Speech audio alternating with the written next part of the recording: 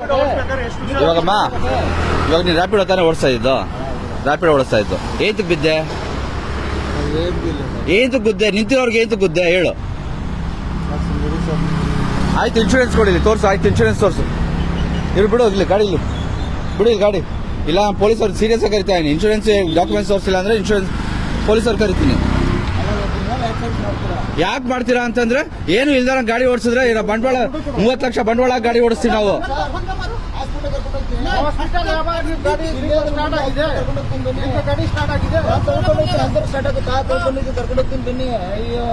ಏನ್ sir hospital ಕರ್ಕೊಂಡು ಹೋಗ್ತೀನಿ ಅಲ್ಲಿ ಏನೋ ಅದು ನನಗೆ ಏಟಾಗಿರೋದು.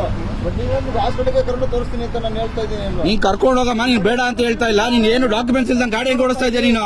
ನೋಡಿ ಇಲ್ಲಿ ಸುಮ್ಮನೆ ರ್ಯಾಪಿಡ್ ಹಾಕೊಂಡು ಇದಕ್ಕೆ ಇವೆಲ್ಲ ಬೇಕಿತ್ತಾ ನನಗೆ? ಬೇಕಿತ್ತಾ?